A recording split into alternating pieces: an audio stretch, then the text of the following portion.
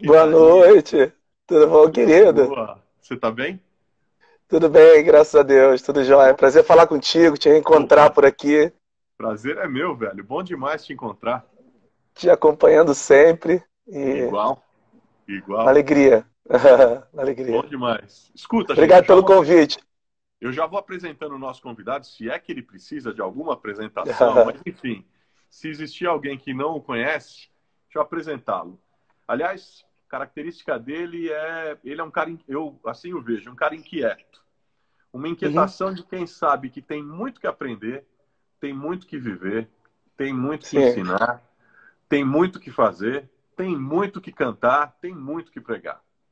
Kleber isso. Lucas, nosso convidado dessa noite, ele é cantor, compositor, produtor musical, teólogo e pastor.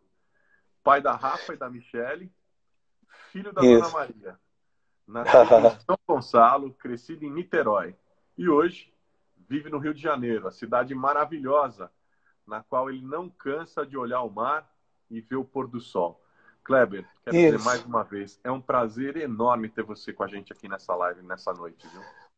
Um prazer muito grande. Eu acho que uma oportunidade, seu espaço é um espaço bem democrático, um espaço que a gente tem a oportunidade de falar e de ouvir também. E eu admiro muito a sua luta, seu engajamento, sua visão de reino de Deus. Acho que é por isso que eu estou aqui também, por estar Obrigado. identificado com essa mensagem, com esse engajamento, a consciência do reino de Deus, da grande mensagem de Jesus, que é o reino de Deus, e poder falar para esse público querido é muito bom. Obrigado, velho. Obrigado. Deixa eu te começar te perguntando, para a gente aquecer aqui. Esse isolamento que a gente tem passado tem mudado, enfim, tem implicado numa série de desdobramentos. Isso. E vão desde a mudança de hábitos da gente, né? Que a gente vai se adaptando, enfim, adotando hábitos que a gente não tinha. Como, por exemplo, eu não sei se você acredito que está fazendo a mesma coisa, mas eu, por exemplo, toda vez que tem que fazer uma compra, vou comprar fruta, vou no mercado, compro alguma coisa, chego em casa, a primeira coisa é limpar todas as compras, ou se a gente pede, às vezes, alguma Higienização. comida no aplicativo, limpa o que está chegando, enfim. Vem para casa, tira o sapato, vai direto para o banheiro, tira a roupa para Aham. poder tomar um banho, enfim. A vida está mudada. O jeito de dirigir, os horários do trânsito, o jeito que É. a gente cuida do carro, tudo, velho. E assim, a gente teve que, por um lado, ficar menos agitado. Uhum. Deu uma parada. Mas, por outro lado, eu diria que um pouco mais, entre aspas, um pouco mais neurótico. Como é que você está vivendo a sua rotina, essa nova rotina de cantor, de compositor, de pastor? Então, eu já sou neurótico, né? Eu já tenho muitas neuroses, assim, que eu vou trabalhando, que eu tenho trabalhado ao longo dos anos e assim, cheio de mania, cheio de tiques, cheio de coisa. Um Mas acho que segundo, tem. Não sei se um tem como. segundo. O pessoal está pedindo para você enquadrar um pouquinho melhor a tua câmera. Será que assim Aí, melhorou? aí, aí, Peraí. aí. Melhorou, né, pessoal? Melhorou? Melhorou. Para mim, melhorou também. É, tá bom, porque eu botei uma basezinha aqui, agora tá bom. Foi. Então, eu tive que mudar muita coisa, tive que. Essa coisa da higienização, né, essa preocupação, porque você. Essa acho que talvez seja um dos grandes segredos desse tempo, né? Que você, quando você se guarda, quando você se protege, está protegendo pessoas, os filhos, está protegendo família, está protegendo gente da comunidade. Você não está só se protegendo, você está se protegendo, mas está também com esse olhar lançado para o próximo. Eu acho que é uma grande demonstração de solidariedade quando você se preocupa, quando você entende que o ficar em casa está para além de uma discussão política do Brasil, do Rio, São Tá. Paulo, mas é uma questão de consciência de humanidade. A humanidade está passando por esse momento de se repensar sua própria caminhada a partir desse cuidado mínimo que é a higienização, de sair e limpar o carro, limpar a casa, limpar a roupa, trocar roupa e fazer tudo. Eu acho que esse é uma das coisas que a gente está aprendendo. Eu estou muito focado nessa neurose, que eu já tenho as minhas, já tenho as minhas manias, aí eu estou somando as minhas manias, que eu tenho muitas. Então, essa coisa de estar limpando o tempo todo, de estar preocupado. Então, essas coisas loucas que a gente tem, que a gente vai ter que conviver e dar conta de conviver com você mesmo, né? Tem gente que está sendo um inferno para algumas pessoas, tem que conviver com elas mesmas. De não ter o aplauso de outros, de não ter as vozes, né? Essa coisa da opinião do outro. Ele tem que parar e se ver. todos os dias e ter que dar conta de conviver consigo mesmo. Mas para mim está sendo uma experiência gratificante em outros aspectos. Eu estou aprendendo muita coisa, estou revendo muita coisa, está sendo ótimo. O que mais mudou? Porque você estava fazendo, se eu não me engano, você estava fazendo um mestrado ou está fazendo História. um mestrado em Estou na História, né? Federal. Então, esse ano é o ano mais de desenvolvimento da Tá em pesquisa. casa, tá de Não, férias, não como parei é não. isso? Não parei não. Estou estudando até mais, eu acho. Tem muita escrita, muita leitura, história comparada. Eu venho da teologia, então estou fazendo história na Federal, um programa de pós-graduação, história comparada, que tem uma exigência de novas literaturas, de uma nova bibliografia. Então é uma adaptação, é um contato com novos autores. Então tem um desgaste muito grande e esse tempo de quarentena está servindo muito para isso. Eu passo a manhã toda, eu levanto cedo, vou até 1 da tarde, 2, estudando, e à tarde eu vou fazendo as outras coisas que tem que ser feitas. Mas todos os dias eu estou na escrita e nos estudos aqui. Tem sido também muito facilitador nesse tempo, porque esse é um ano de muita escrita, de muita leitura e de muita escrita. E eu estou tendo pelo menos 3 vezes por semana um encontro virtual com o meu orientador, que é o André Vitarese, que tem exigências, assim, um antropólogo, um camarada que... então, assim, tem que fazer as laudas, apresentar para ele, e está sendo muito legal isso aí, porque eu estou tendo tempo, estou dando conta de fazer. Eu também mudei completamente minha rotina. Aliás, estar aqui é uma mudança na minha rotina. Cara, até nunca imaginei, criei um canal no YouTube para poder colocar enfim, as lives. Tô com uma ideia maluca na cabeça de transformar. Eu tô te acompanhando em tudo, tá? Tô acompanhando tudo que você tá fazendo, todo dia. Eu já te acompanho um bom tempo. Mas estou acompanhando por aqui. É admirável também essa migração nossa com esse grande público que está por aí querendo outras falas de coerência nesse tempo tão turbulento, tão ambíguo, tão cheio de hostilidade. O seu posicionamento é muito objetivo e ao mesmo tempo você tem essa diplomacia dialogal. Eu acho que o tema do nosso encontro diz muito sobre essa sua capacidade de conversar, esse lugar de fala, mas um lugar também de escuta. Então, eu admiro isso.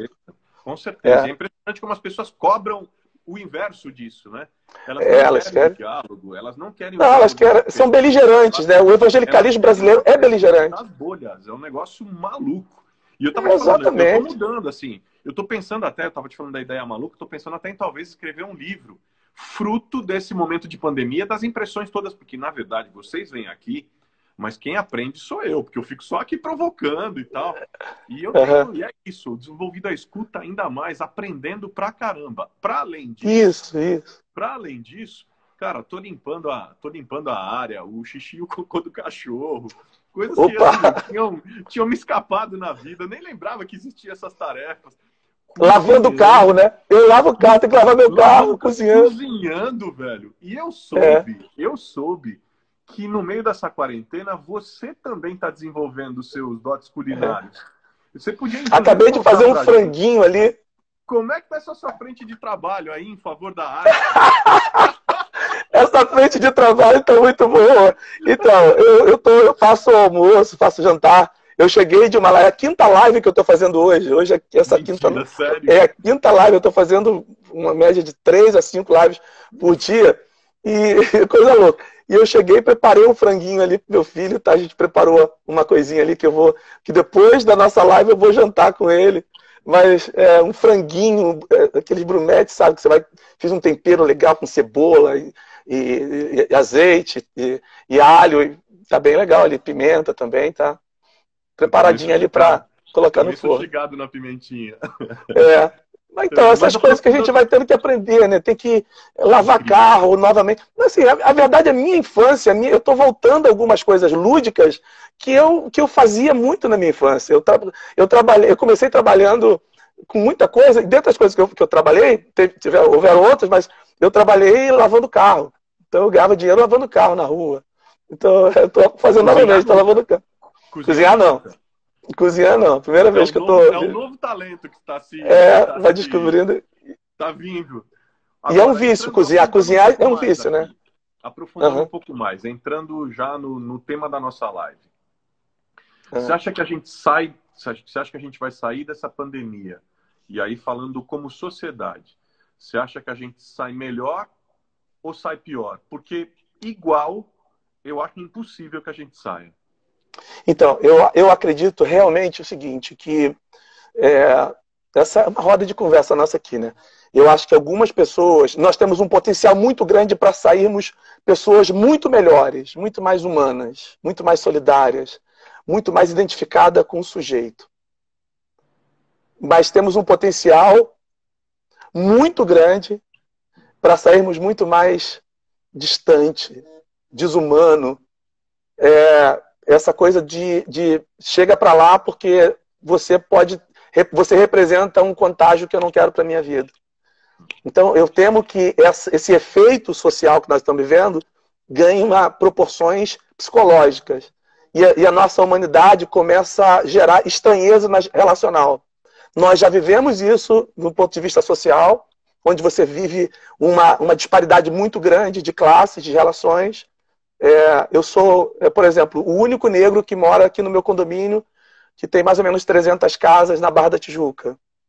E eu sei quando eu chego, por exemplo, na academia, que às vezes rola um estranhamento sobre algumas pessoas. Quem que é essa pessoa que está aqui? Então, essa coisa de distanciamento, será que essa pessoa tem alguma coisa, tem um vírus? Será que ela está com vírus? Então, esse efeito psicológico é uma coisa que me assusta. Eu tiro isso porque eu tive que ir no supermercado esses dias, aqui na esquina, e foi estranho chegar no supermercado e perceber que uma pessoa poderia me contaminar e eu poderia contaminar outra pessoa. Esse olhar assim, pô, será que esse cara tá com vírus? Então isso diz muito sobre as nossas relações humanas. Então, ou nós vamos sair muito melhor enquanto seres humanos relacionais, ou a gente vai sustentar ainda mais essa coisa do distanciamento, essa hostilidade, especialmente com o diferente. Isso é uma coisa que me preocupa. Isso é muito louco. Sabe, Kleber, que uma das coisas que a gente tem feito aqui, enfim, a principal proposta que eu tenho aqui nas lives é de aproximar o convidado de quem está assistindo. Sabe? Uhum. Naquela aproximação do gente como a gente, de contar histórias, que legal, de relembrar histórias da infância, histórias de superação, que nem todo mundo conhece. Pouca gente, muita gente conhece a figura pública do Kleber Lucas, mas pouca gente conhece a história do Kleber Lucas, a família, Sim. o lugar onde ele morou, o Kleber Lucas criança, né? E eu queria, assim, você é um cara negro que cresceu na periferia, dentro de uma favela em São Gonçalo. E aí eu queria que você falasse um pouco de como é que foi sua infância na época, lá pela década de 70. Como é que era? Então, tem muitas variáveis, né? Final da década de 60, né? Eu sou filho de mãe solteira, minha mãe foi mãe com 16 anos, somos 3 irmãos. Uma mulher negra na favela, favelada, com 16 anos já era mãe, uma mulher bonita, atraente, que saía às 5h30 da manhã e voltava às 9, 8h30, 9 da noite com uma trouxa de roupa na cabeça, mas uma jovem que tinha 3 filhos, interessantíssima, e que já gerava uma provocação no nosso ambiente. Eu sou filho da favela, eu nasci na favela. Meus pais, meu pai foi um homem que teve envolvimento com álcool durante muito tempo. Meu pai viveu internado em clínica psiquiátrica a minha infância e adolescência toda, quase toda, a adolescência quase toda. Então, o olhar para minha casa, o olhar para minha mãe, uma mulher negra, era um olhar para algumas pessoas de estranhamento. Minha mãe trabalhava o dia todo e a gente ficava no morro. Minha irmã, 3 anos mais velha que eu, cuidava de mim, dava banho. Depois a minha irmã mais nova nasceu. E a gente ficava ali. Eu era o Clebinho de Maria. Então, eu era criado por todo mundo. Fui criado dentro desse ambiente plural. Porque quem cuidava da gente era a presença evangélica na década de 60 e 70 era ainda muito incipiente nas comunidades, em algumas favelas do Rio de Janeiro, de São Gonçalo especialmente. Era muito mais presença de experiências religiosas de matiz africana. Tinha muitos terreiros de candomblé, muitos centros de umbanda. E eu fui criado ali na favela, no meio de tudo. Meus amigos eram ali, a gente comia na casa de todo mundo, dormia na casa de um, se vestia na casa do outro, levava bronca do mais velho aqui. Se estava machucado, a gente não tinha... Eu sou uma criança que foi criado com um ambiente muito lúdico, de brincar, de quebrar a cabeça, de cortar o pé, de sangrar aqui. E não tinha... Não tinha brinquedo? Não tinha brinquedo? Era lúdico, né? A gente inventava os brinquedos. Eu vendia ferro velho, tinha um lixão lá no pé do morro, que eu catava lixo ali com os amigos, e eu vendia. Uma parte eu levava para casa para ajudar minha mãe, já com 7 anos de idade eu já fazia, já ajudava em casa. E a outra parte eu juntava para comprar linha, para fazer pipa, para comprar peão, para rodar peão, bola de gude, essas coisas todas lúdicas que eu vivi. E você se machucava jogando bola, brincando, brigando na rua. Quando a gente machucava, minha mãe estava no trabalho. Meu pai também morava em outro bairro. Quem cuidava da gente não tinha plano de saúde, leva para o SUS, não tinha SUS. A gente tinha uma mãe de santo rezadeira que cuidava da gente, que limpava a ferida, que jogava água, passava uma erva que estava ali, ia na casa do outro, de uma evangélica que fazia uma oração, que dava uma comida pra gente. Eu fui criado dentro desse ambiente muito plural. Eu aprendi a conviver com essa diferença, com essa pluralidade dentro da minha... Se não bastasse esse ambiente plural da comunidade onde eu fui criado em São Gonçalo, no Morro da Coreia, tinha também uma questão de familiar. Meus familiares tinham gente que minha avó era da Assembleia de Deus, tia da Batista, tinha gente, não tinha ninguém da Católica, tinha uma igreja católica lá no pé do morro, mas o pessoal não ia muito. A minha irmã, aliás, foi crismada nessa igreja católica, mas a maioria era gente de familiares que frequentava terreiro, como a minha família. Festas eu estava em todo, então eu aprendi a conviver com essas diferenças, porque todo mundo era tia. Todo mundo, você pedia a bênção pro meu tio, que era evangélico, e pra dona Nilza, que cuidava da gente quando estava doente e dava comida pra gente. Então, a minha infância foi marcada dentro dessa pluralidade, dessa diversidade, muita falta, vivi de favor na casa de muita gente, já morei embaixo de um centro de umbanda, moramos na casa de uma mãe de santo que tinha 9 filhos, da dona Dalva, que era a melhor amiga da minha mãe. Já morei na casa do seu Anselmo também, que era um da Assembleia de Deus, e estava tudo legal, estava tudo... Eu conseguia harmonizar com todo mundo ali. Era Clebinho de Maria.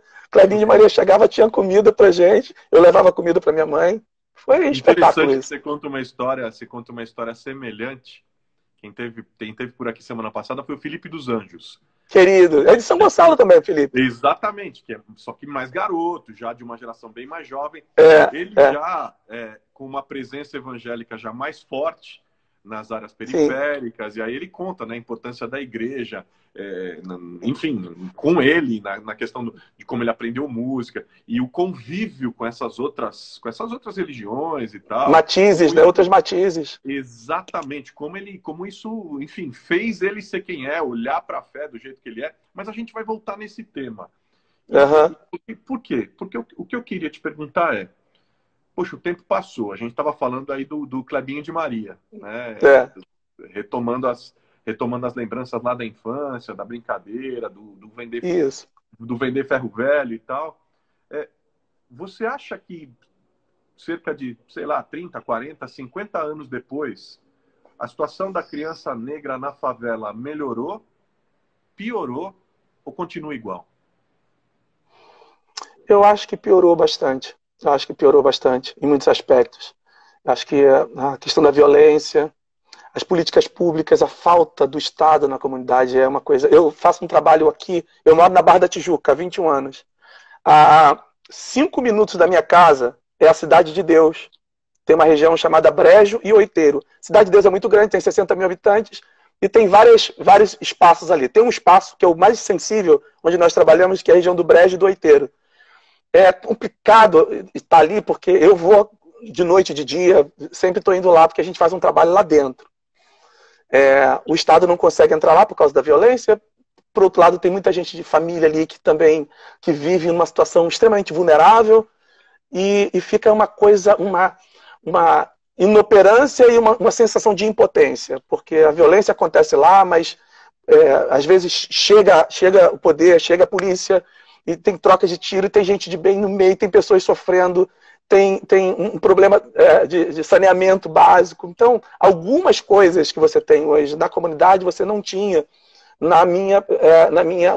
a presença é muito maior, né, desse contingente na comunidade, na favela é muito maior, a necessidade é muito grande.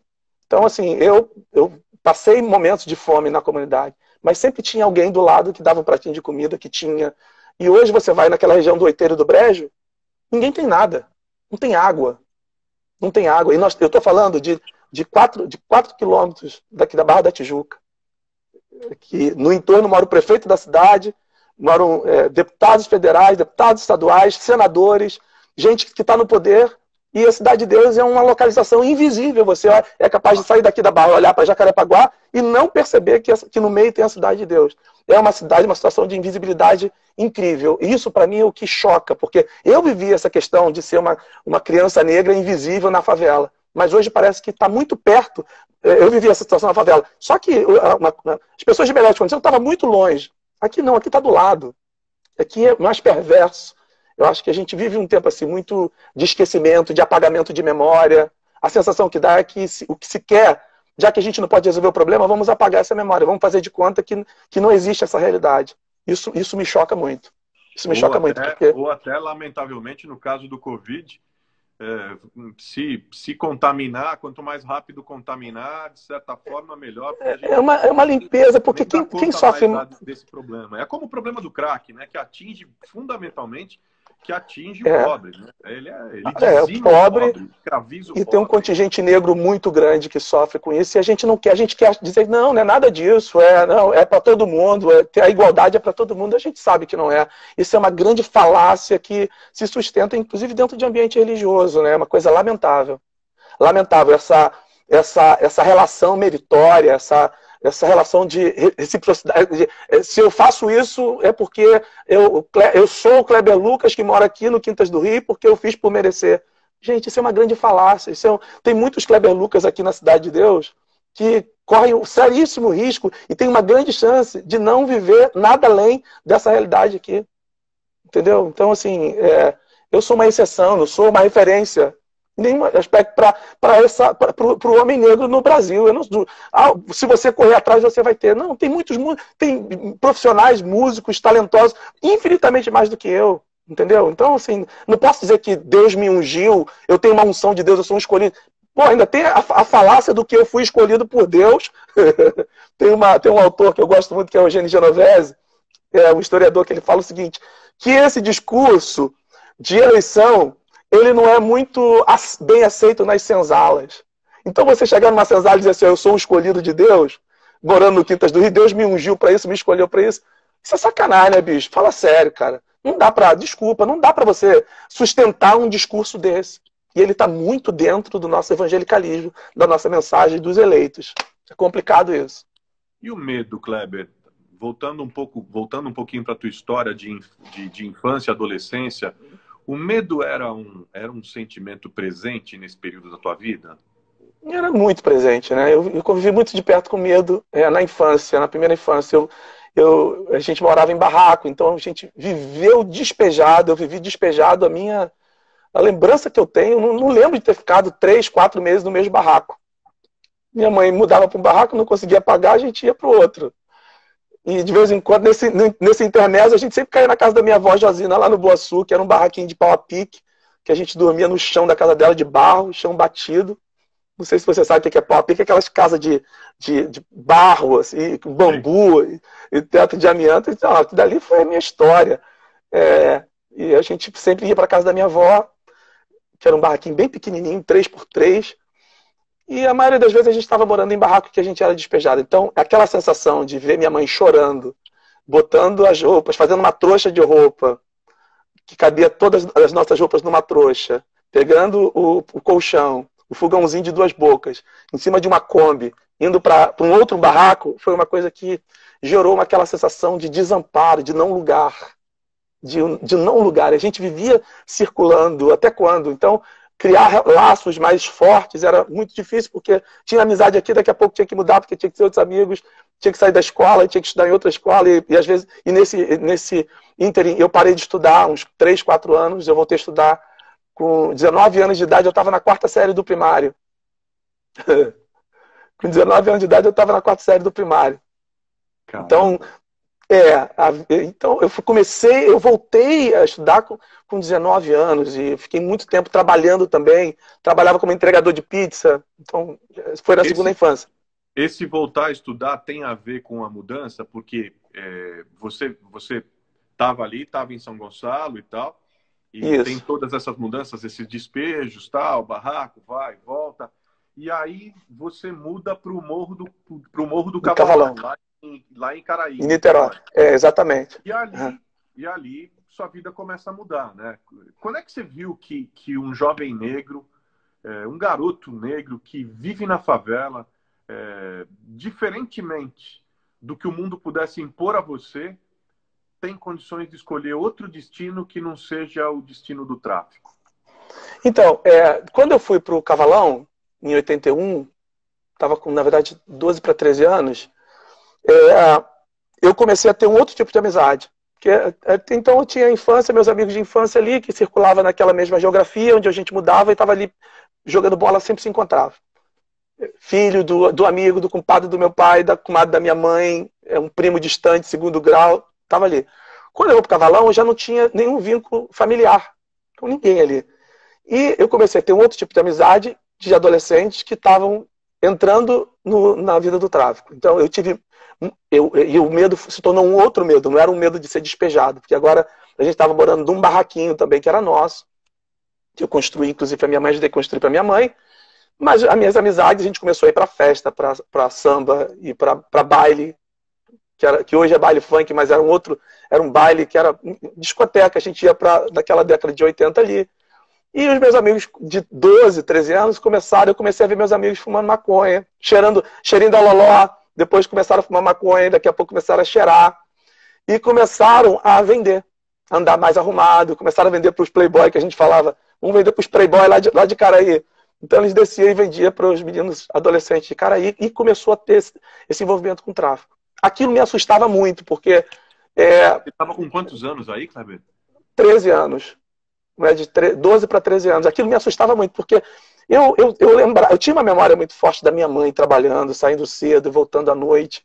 Então, a ideia de entristecer, de me envolver com aquilo, implicaria entristecer minha mãe, que tinha sido tudo para mim.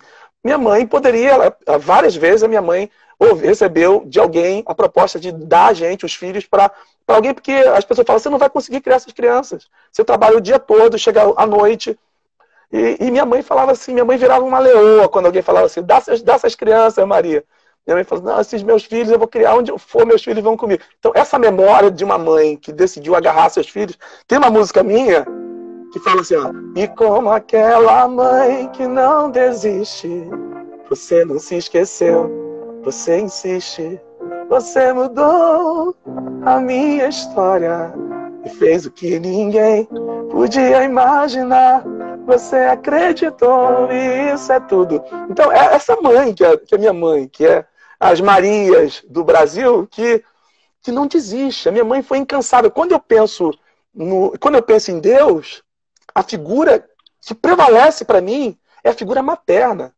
Porque minha mãe foi essa representação do sagrado para mim. Olha já o sujeito sendo construído, e quando eu vou cantar na sombra das suas asas, eu estou falando de Deus dessa figura, desse imagético que me tem do sagrado, muito mais feminino do que masculino. Olha, porque minha mãe foi esse chão da minha existência. A gente ficava lá no... Essa face materna de Deus mesmo. Que se essa face materna. Então, uma coisa que era sagrada para mim, no final do dia eu ficava brincando, eu corria, aprontava lá no São Gonçalo. Quando dava 7h30, 8 horas, eu ficava na pontinha do morro, que conseguia ver o ponto de ônibus lá embaixo. Que eu ficava olhando e falei, cara, daqui a pouco minha mãe vai chegar. Não houve um dia que eu falei, será que minha mãe vai vir? Não, eu tinha certeza que ela ia vir. Eu tinha certeza que ela ia voltar, que ela não ia embora e deixar a gente ali. Então essa figura é muito forte para mim, dessa face materna de Deus. Então, assim, pensar em entristecer minha mãe era muito complicado. E quando você se converte, Kleber, qual que é o impacto da conversão na sua vida? Qual que é o momento da virada? Porque você muda, né? Você vai lá para Niterói, e aí você vai vendo a galera, seus amigos se envolvendo com o tráfico, a coisa meio estranha e tal, e tudo mais. E eu não tinha muito mais para onde ir. A seguir esse caminho. Agora, ter amigos sendo mortos na sua frente, ver amigos que passaram parte da adolescência contigo, sendo assassinados na sua frente por um amigo que também passou a adolescência contigo, matando o outro na sua frente, e você ficar assim, congelado na cena, porque você está vendo um amigo morrer, e o que está morrendo está pedindo assim, você sabe rezar? Reza aí por mim, ora por mim, porque eu estou indo para o inferno, a fala dele. E o que tinha matado estava escondido a 100 metros ali, esperando ele morrer.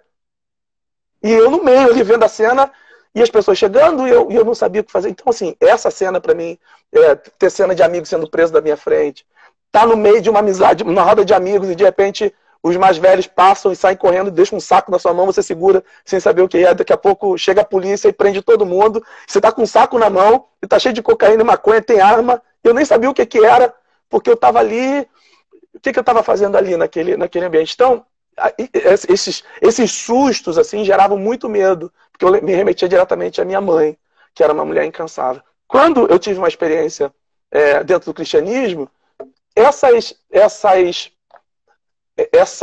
experiência do sujeito, da minha história, elas vieram comigo.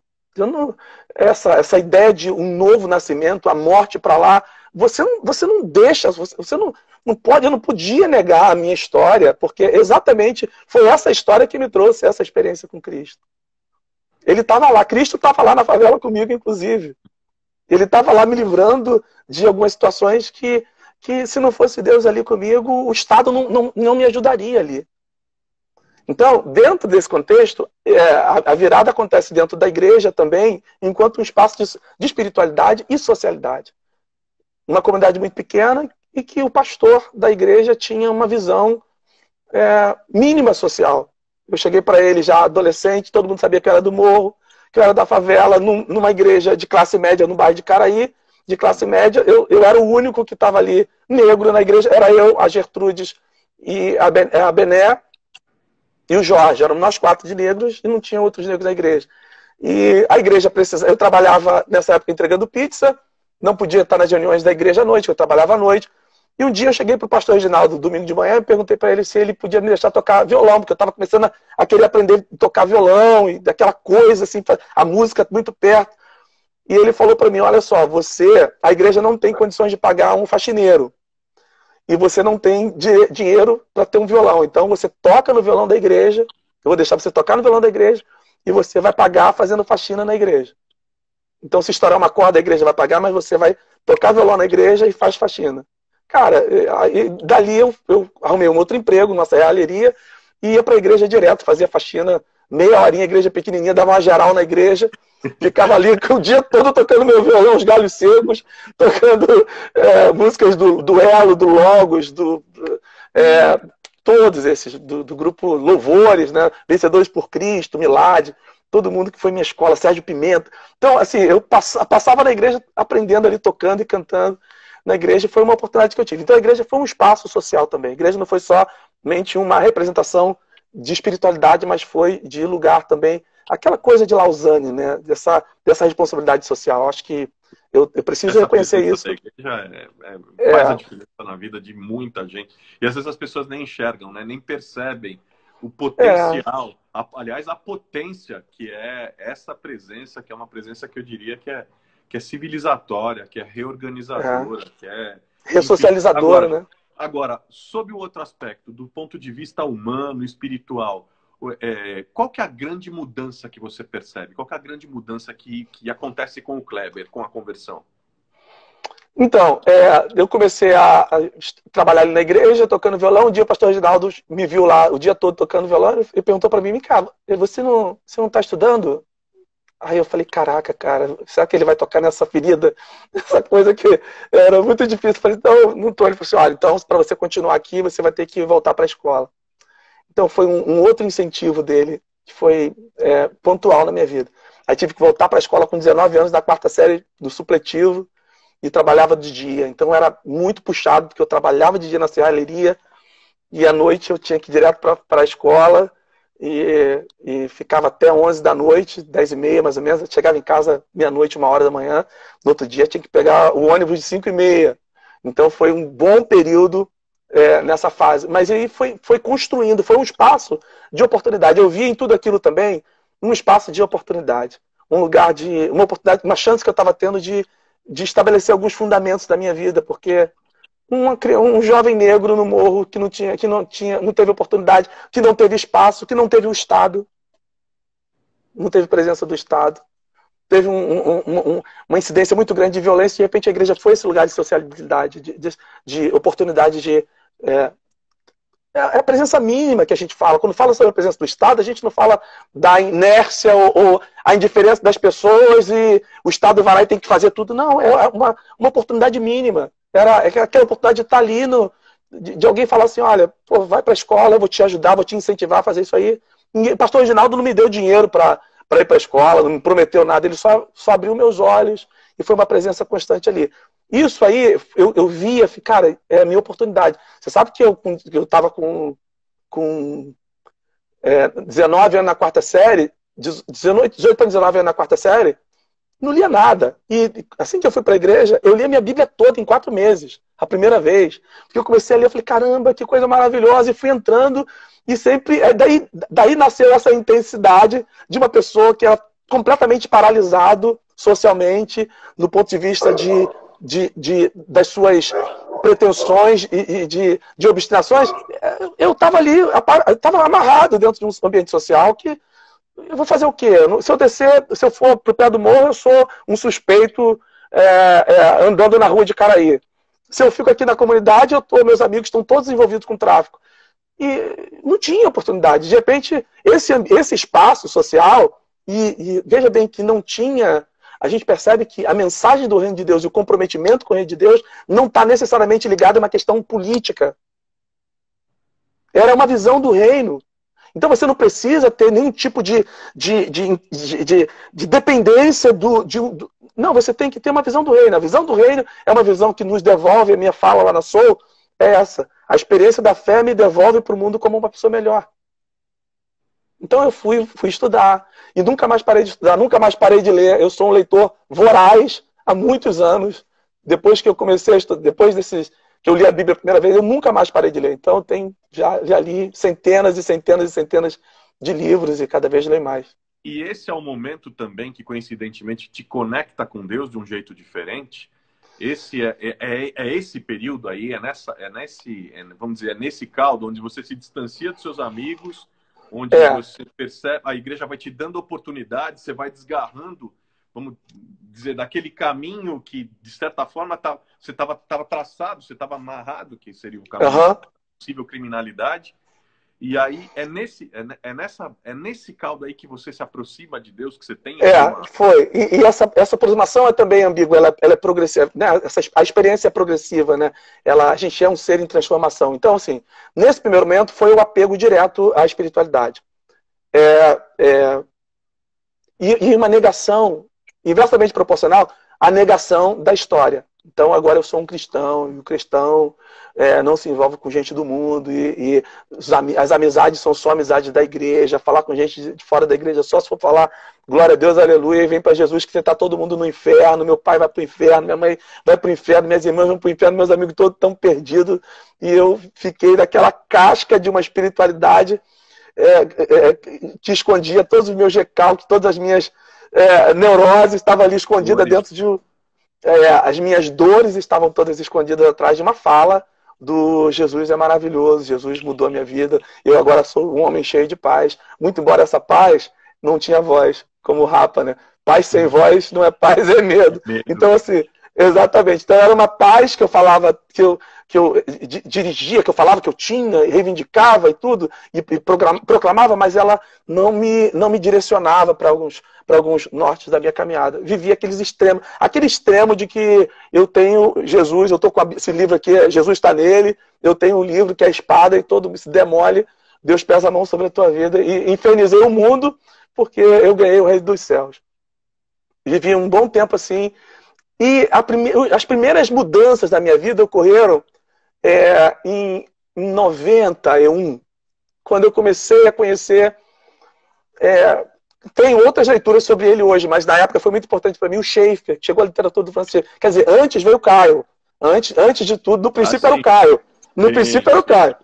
Então, assim, porque Caraí, o Caio era pastor ali em Caraí, as atividades todas que ele fazia ali em Caraí assim, nossa conexão com ele é muito forte, a Vinde era ali. Então tudo acontecia ali na Vinde, a gente estava sempre ali envolvido com as atividades da Vinde, depois a EVB, aqueles ambientes todos da década de final de 80, 90, que eu tive muito perto disso tudo ali, que foi tudo maravilhoso.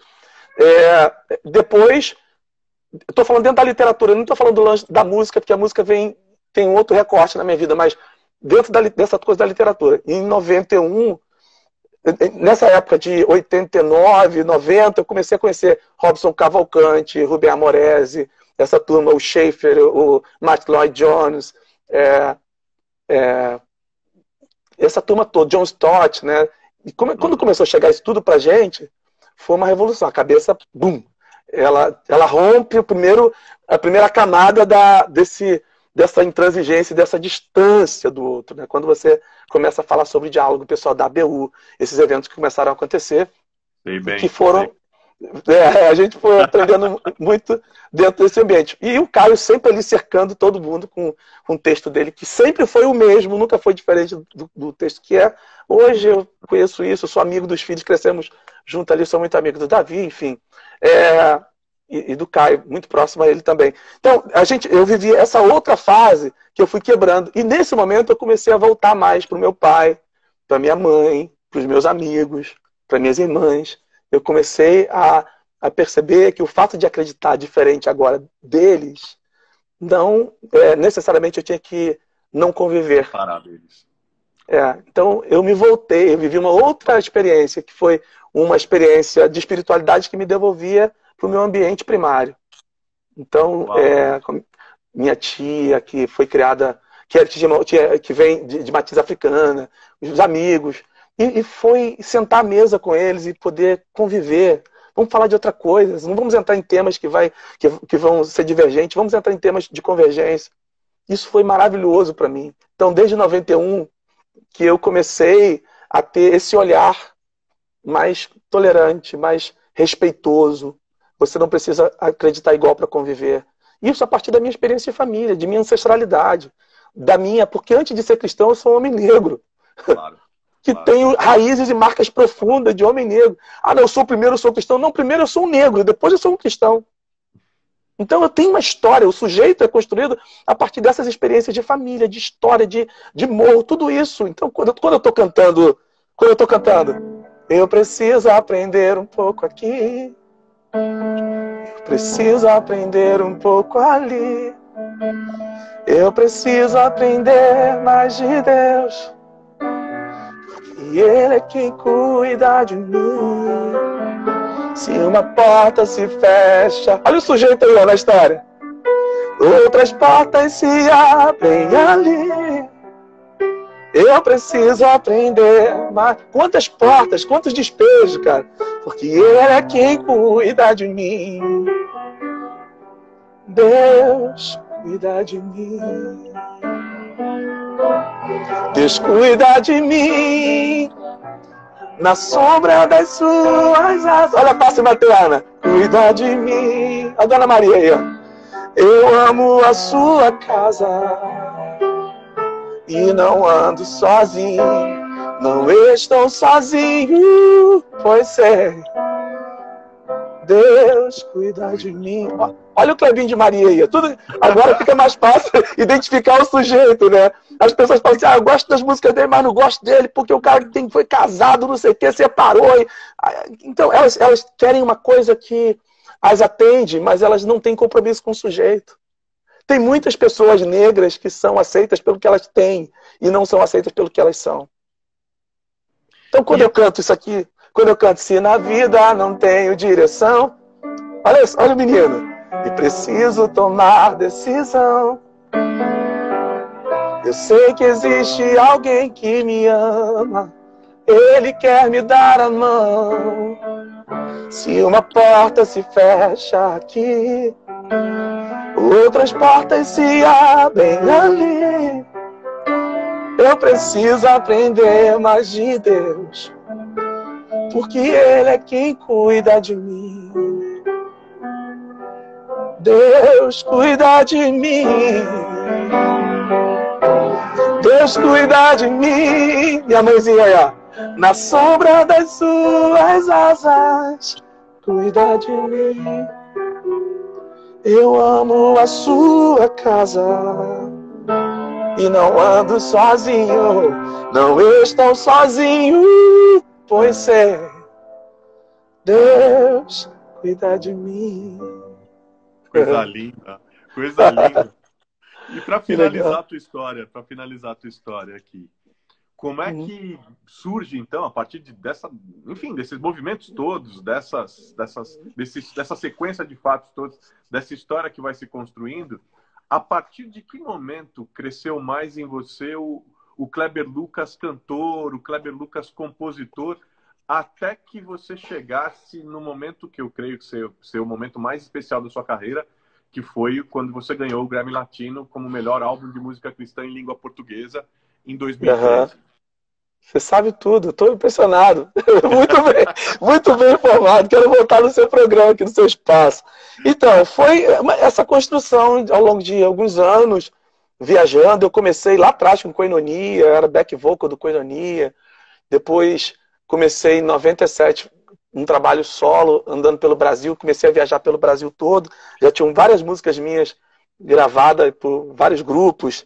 Jeová é o teu cavaleiro que cavalga para vencer todos os teus... Tem 32 anos essa música, eu tava aí com 19 anos ainda, lá atrás. Mas com... Tá passando, velho. Tá passando pra todo mundo essa barba aqui, cara. Eu tinha cabelo, cara. Você acredita? Eu tinha cabelo. Não tem mais cabelo, acabou. Mas aí foi dentro dessa peregrinação, desse trabalho pelo Brasil todo, essa identificação com o povo, essa identificação com a mensagem do Reino de Deus, e construindo músicas a partir dessa vivência minha, dessa identificação com o povo e entendendo que o Reino de Deus é maior do que a igreja, que o Reino de Deus é um reino que se expressa muitas vezes num espaço onde a igreja está ausente ou está silenciosa. Nesse tempo de coronavírus, tem muitos médicos que nem acreditam em Deus, não acreditam em nada, mas estão fazendo exatamente aquilo que Jesus pediu para a gente fazer.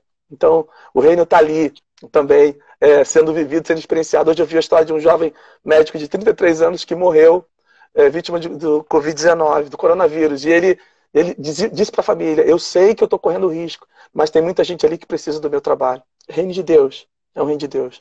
Então, não se diz se ele é cristão ou não cristão. Então, essa ideia, eu acredito muito nisso, que o reino se manifesta aí.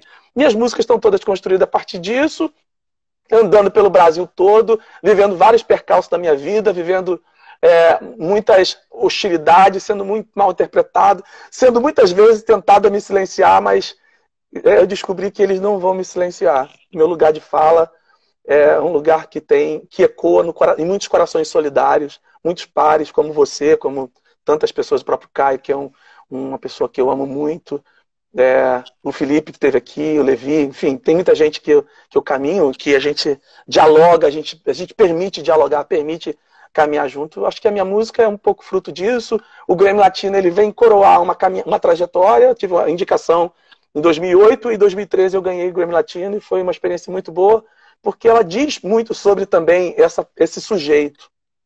Eu gosto de falar do sujeito porque a igreja não tem respeitado, alguns setores, alguns cristianismos não têm respeitado muito a importância do sujeito na história. Especialmente o homem negro, mulheres negras. Não tem voz, não tem espaço. Então, e quando tem voz, essa voz tem que ser uma voz que se harmonize com uma predominância de uma intenção, de um projeto de poder distante de um projeto de reino de Deus, mas muito próximo de um projeto mais constantiniano, de uma igreja segundo a nossa imagem e semelhança. Então, quando você tem um posicionamento, isso gera um estranhamento, porque tá todo mundo, a grande maioria está dizendo o seguinte, nós queremos no Brasil Deus acima de tudo. E é meio complicado. Desculpa, mas é muito complicado. Eu não consigo harmonizar com essa fala. Isso gera um estranhamento. É comunista, é isso aí, é herege. Aí fala, é por isso que se separou mesmo. O cara que está com várias mulheres, tinha que a gente, não tem nada a ver uma coisa com outra. Tem a ver um pensamento, uma opinião. Já aproveita para baixar o cacete, entendeu? Mas tem uma música do Paralamas que é muito legal, que ele fala assim, ó, os negros apresentam suas armas, as costas marcadas, as mãos calejadas. E a esperteza que só tem quem está cansado de apanhar. Então, assim, eles vão dando porrada e a gente vai crescendo e vai fazendo aquilo que Jesus mandou a gente fazer. Sinto muito, eu não vou me calar. E é interessante. E eu vou falar para quem quer me ouvir, né? é interessante, porque você tem um lugar de fala bastante diferenciado e importante. Porque Aham. você viveu o preconceito por ser negro na favela, na infância Isso. e na adolescência, e agora, seguramente, ainda vive o impacto do preconceito por viver num bairro nobre, por ser um negro vivendo e morando num bairro nobre, né? Que é muito único, né? Como é que é ser negro num lugar, nesse lugar nobre, né? Convivendo com esse racismo estrutural que forma o Brasil numa sociedade que É, claramente se cala diante do preconceito e sequer reconhece que ele existe. Sequer reconhece é, que ele existe. Falar de já foi preconceito, falado, falar né? de racismo no Brasil, já vem mimimi, não sei o quê, tenta se É, minimizar. exatamente. Quando nós fomos o último país no mundo a abolir a escravidão. É É. impossível um país passar por 400 anos de história de história e de formação de uma sociedade escravagista e não ter o impacto disso ainda, né? É impossível. Exatamente. Amanhã nós vamos fazer 130 e poucos anos dessa suposta emancipação dos negros e você ainda convive com as senzalas, que a favela, já foi falado, a favela é a nova senzala. E é mesmo, a gente vive com isso, mas a gente não quer, porque olhar para isso é muito complicado. Mas aí chega o crentão e fala, não, mas a igreja está lá na favela, você mesmo está falando. Não, a gente está falando de uma estrutura que justifica escravidão, que exclui seres humanos. Eu convivo com isso, eu tenho que conviver. E é sempre uma luta. Estava lendo um texto de Thompson ontem, ele falando sobre essa luta. A história é feita de luta. De você estar numa constante condição, você não pode baixar a guarda porque você é discriminado, porque é negro, você é discriminado porque é pobre, você é discriminado agora porque é rico, porque ganhou dinheiro e ficou rico. Agora mora em mansão na Barra da Tijuca. Caraca, é uma luta por espaço o tempo todo. Você está sempre lutando para ter um lugar de fala. Não, mas o cara separou. Ele volta lá, o cara separou, ele não pode falar isso. Então, ou eles vão trabalhar duas técnicas muito fortes do racismo, da fala do racismo, é exatamente a irracionalidade. Não, isso aí não faz sentido, não tem nada a ver. Tá, o equívoco teológico é irracionalidade ou essa animalidade. Olha quantos casamentos o cara teve. Tá longe do reino de Deus. Jesus não tá aí, não. Precisa nascer de novo. Eu tô cansado de ouvir isso. Eu ouço isso todo dia. Mas o que mais me impressiona é que o meu tema, o meu texto é esse texto. Desde 91 que eu tô falando, 89, 91. E as pessoas... Eu vivo sendo forçado a sair desse lugar. Porque ele gera um desconforto. Assumir isso, assumir psicologicamente que existe um racismo estrutural no Brasil, tem implicações. Eu vou ter que entender como, por exemplo, eu moro aqui na Barra da Tijuca, eu vou aqui no Rio Design, e a maioria dos restaurantes que eu frequento, tá eu de negro, o Djavan, de vez em quando, que ele vai nos restaurantes, um ou dois, três negros que vão ali, e os outros estão em pé, trabalhando. Ah, mas isso é normal, porque não fizeram por onde? Tá todo mundo ali porque mereceu. O camarada tá ali porque ele trabalha e correu atrás. Esse correu atrás, ele se justifica há muitos anos, há séculos de escravidão, de dominação de ser humano sobre o outro, julgando dizer o seguinte, olha, esse lugar meu foi um lugar de conquista, foi um lugar meritório. É complicado você conviver com isso, porque isso está presente no meio religioso, irmão. As pessoas não querem ouvir isso. Isso que eu ia te perguntar, o tempo da gente praticamente esgotou, nós vamos ter que terminar e voltar, porque nós vamos fazer o pinga-fogo, que o pessoal adora. A gente brinca aqui que é o paredão do bem. Aí vem um monte de gente ainda que vem só pro pinga-fogo. Mas uma pergunta final aqui para você. Nós temos 2 minutos aí que vai cair a nossa live. De que maneira você acha, de que maneira, eu estou te ouvindo aqui pensando, né? De que maneira você acha que o fato de você ser um teólogo, ser um pastor, ser um cantor, tem ajudado a promover maior justiça, a promover mais justiça social nos espaços onde você atua, a ser uma voz sobre essas questões sociais, raciais que você trouxe aqui, por exemplo?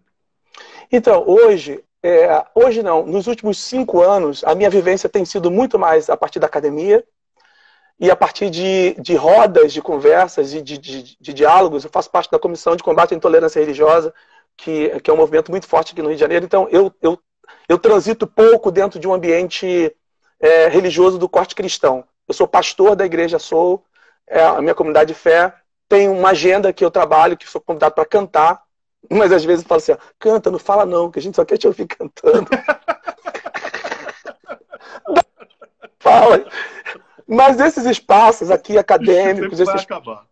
Cara, Tem muito esses espaços acadêmicos são espaços que eu tenho mais. E a minha voz é uma voz que dialoga com muitas outras vozes. Tem muita gente seríssima que está pensando essa questão do racismo estrutural aqui no Rio, em São Paulo, no Brasil todo, no Maranhão. Fortíssimas vozes no Maranhão, em Belém do Pará, em Manaus. Enfim, o Brasil todo tem uma movimentação. Mas ainda é uma movimentação embrionária, mas de gente que está se reconhecendo, de vozes que têm dialogais, de negros e brancos, homens e mulheres, homens negros, mulheres negras, mulheres brancas, que têm falado, que têm estado atento a essa importância de trabalhar, de discutirmos, de falarmos sobre racismo estrutural, de respeitarmos as falas, sobretudo respeitarmos as falas. É por isso que a gente trabalha contra essa intolerância. O diálogo da tolerância é exatamente a possibilidade de você sentar com diferentes matizes para ouvir, cara. Vamos ouvir.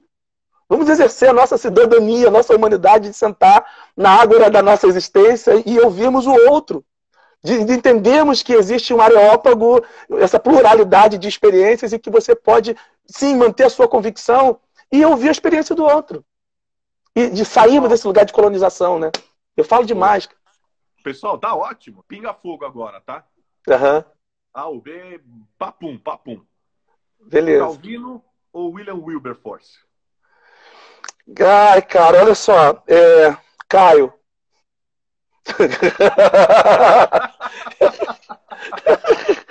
Caio, Desmond Tutu, Achille Mbembe. Acho que, cara, eu desloquei um pouco, assim, a minha percepção, ela se desloca um pouco. Já faz alguns anos que eu desloquei o meu pensar sobre o sagrado, então eu dialogo com... Enfim, não vou não. Não vou nem de Calvino, nem com o Wilberforce. Madre Teresa ou São Francisco de Assis? Cara, eu acho que os dois, né? Cara, hoje eu vi um texto lindo da Madre Teresa e eu acho que os dois, eles são fortes. São duas figuras que, para mim, elas representam muito o reino. Mas linda isso aí, gostei. A galera da Soul tá aí, ó. Tem uma galera da Soul aí, acabei de ver. Beijão aí. Beijo pra Carol, pra Bel, pra pastora Priscila, pastor Leonardo também. Tá todo mundo da Soul aí, que legal, cara. Que bom. Manda um beijão pro Ronaldo, não posso esquecer, tá? André também lá da Flórida. Eu falei com ele ainda hoje. Ele ficou feliz pra caramba a hora que eu falei que ia estar com você. Amo demais. Ele lembrou das histórias lá de trás. Exatamente, cara, lá de trás. Mó carinho. Te ama de paixão, velho. Fiz uma música pra ele tem um tempo, tem um ano e meio. Acho que tem que mandar essa música pra ele. Amo muito. Bom, falando do Rio de Janeiro, Barra Leblon ou Ipanema? Eu gosto muito de Ipanema. Eu moro na Barra há 21 anos, mas assim, cara, eu gosto muito de Ipanema. A melhor coisa de Niterói... Não, cara, não fala isso não. Sem ser a vista pro Rio de Janeiro, Itaipu, onde mora minha mãe, onde mora a Mabene, a mãe dos meus filhos, e a Michele, que mora lá. Ir pra casa da minha mãe, deitar na rede da casa dela, deitar no colinho dela, sabe aquela imagem do Pietà, sabe aquela que você vai lá no Vaticano, você vê aquela imagem linda do Pietà, eu me sinto ali no colinho da minha mãe, é o meu melhor Shabbat, meu melhor divã. Feijão preto ou feijão carioquinha? Feijão preto. Eu tô gostando desse pinga-fogo aí, hein? Muito bom. Feijão por cima ou feijão por baixo? Por cima, cara. Bota tudo por baixo e joga o feijão por cima, assim, que fica top. Djavan ou Milton Nascimento? Cara, brincadeira, não brinca não. Essas brincadeiras não pode ter, não. Os dois, eu adoro Bituca, adoro Djavan também. Pô, cara, não brinca não, cara. Os dois. Miles Davis ou Gil Evans? Putz, cara. Não, o Miles, porque o Miles é o pai, né? Eu tô vendo que você sabe onde me toca. Então, eu escolho o Miles porque o Miles é o pai, né? O Bill Evans, inclusive, ele vai acontecer a partir do muito. Tem, enfim, a genialidade do Bill Evans, que eu tenho todos os álbuns do Bill Evans, mas assim, E também tenho todos do Miles. Mas o Miles é o Miles, né? Miles. Uau. Piano ou violão? Piano. Piano. Frutos do mar grelhados ou Opa! ao molho de laranja? Nossa, Deus! Cara, os dois, cara. Não brinca comigo, não, cara. Eu adoro frutos do mar, cara. Adoro frutos do mar. Mas um pato com laranja. Pato no tucupi, rapaz. Eixe, meu Deus do céu. Os dois também. Estão perguntando ali, seu Jorge? Aqui, por causa da minha barba? Da minha barba? Adoro o seu Jorge também. Mas Djavan e o Milton. Os dois, o Bituca é muito bom, cara. Morro do Cavalão, é? É uma passagem na minha vida, uma estação. Uma estação. Eu tenho gratidão, tanto pela Coreia, quanto pelo Morro do Cavalão, que foi uma superação. Foi uma passagem da Coreia, de São Gonçalo, para uma cidade que Niterói, que é uma cidade maior, e uma oportunidade que eu tive de conhecer pessoas ali que me assistiram muito também. Sou grato. E aprendi também ali. Conversão, é? Acho que é uma experiência com o sagrado. E essa experiência é fórum íntimo. Ela não pode ser, muitas vezes, explicada em categorias teológica, ideológica, não. É o seu encontro com o sagrado. E é do sujeito. É a experiência do sujeito. Seria isso aí. Testemunho, é? É a marca de Deus em nós, daquilo que Ele é e tem sido. Violência na favela, é? É um abuso, é uma política de esquecimento, é a nova senzala mesmo, é um descuido social, é a falta de oportunidade. Não dá para falar só uma coisa, é uma geografia, é a Galileia dos pagãos, o povo que vive sem a oportunidade de enxergar para além e muitas vezes isso é intencional. Violência no asfalto, é? Ela é consequência disso, é uma consequência quando advém da comunidade é uma consequência disso, de espaços querendo, de disputa de espaço. Viver solto na favela, é? A palavra que me veio foi liberdade, porque era ótimo, o lugar que eu me sentia mais livre era quando, às vezes, eu trabalhava em Caraí, na pizzaria ali na Gavião Peixoto, e eu andava na rua assim, como se estivesse devendo alguém, eu estava com a minha mochila de trabalho e ali andando para casa e me sentia um estranho, me sentia... É horrível você estar andando na direção de uma pessoa que te vê, um jovem negro, andando de noite saindo do trabalho com uma mochila e a pessoa atravessa a rua.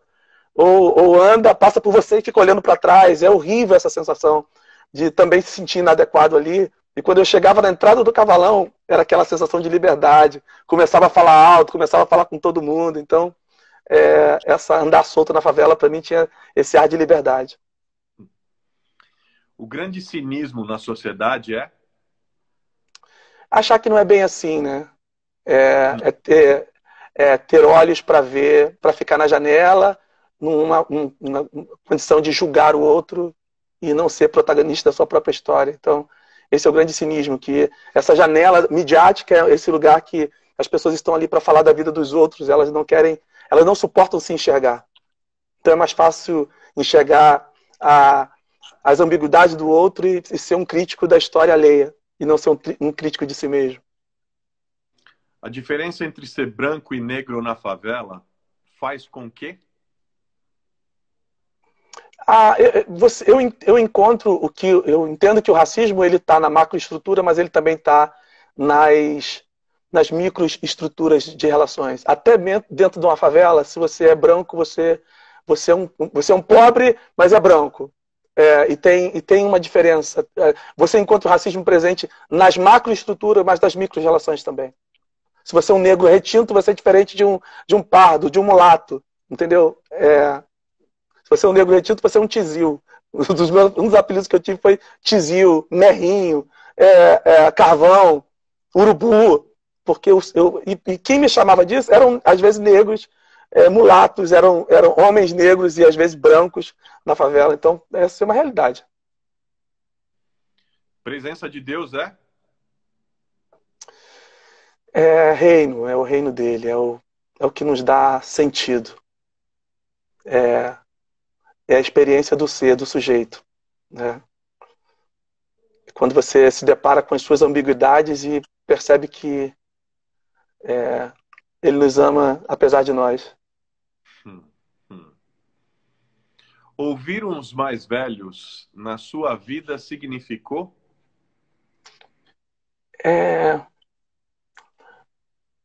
Eu acho que evitar alguns percalços.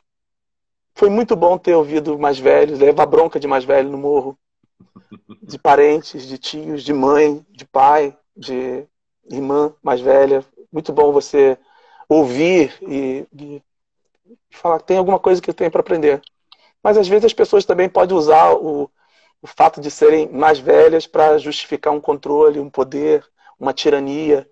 Ela tá empoderada, é mais velha e está empoderada, ela tem mais experiência. E às vezes esse empoderamento é extremamente nocivo, maldoso e diabólico, controlador. Ser um caso perdido é? É estar vulnerável para a graça de Deus. Eu não consigo entender uma pessoa que fala assim, olha, bandido bom é bandido morto, e falar isso em nome de Jesus. Isso não tem nada a ver com o reino de Deus, não tem nada a ver com Jesus de Nazaré. Então, ele veio para casos perdidos, ele escolheu os doentes, ele fala, eu vim para os doentes, porque os sãos não precisam de médico. Então, essa é a mensagem do reino de nosso Senhor, que decidiu nos escolher, apesar de estarmos tão distantes dele enquanto humanidade, apesar de termos rompido com ele, nos dá novas chances. Quando eu canto, vou deixar na cruz tudo que passou, tudo que ficou para trás. Sua morte ali na cruz, carregando a minha dor, você se expôs por mim. Se entregou em meu lugar e me deu uma nova chance. Eu vou recomeçar. Cara, essa é a mensagem de Jesus. Então, não faz sentido você falar bandido bom é bandido morto, desde que não seja meu filho Rafael. Claro. E minha filha Michele. Então, esse discurso é uma esparrela feita, muitas vezes, disfarçado de verdade cristã. É um absurdo que o evangelicalismo brasileiro se propõe a andar de mãos dadas com o neofascismo que está instaurado. Eles sabem exatamente o que é isso aí. É um projeto de poder que não tem nada a ver com Jesus. É um projeto de poder de Constantino, que está distante da mensagem do nosso Senhor, que escolheu pecadores. Ter esperança é? É isso, é você saber que Deus não se esqueceu de nós, que Deus não nos entregou a nós mesmos, que Ele é o Pai da misericórdia. Ó, o Assunção está perguntando aqui, ó, tô vendo aqui, Kleber Lucas cantor ou Kleber Lucas pastor? Pastor. Pastor. Eu nunca sonhei em ser cantor.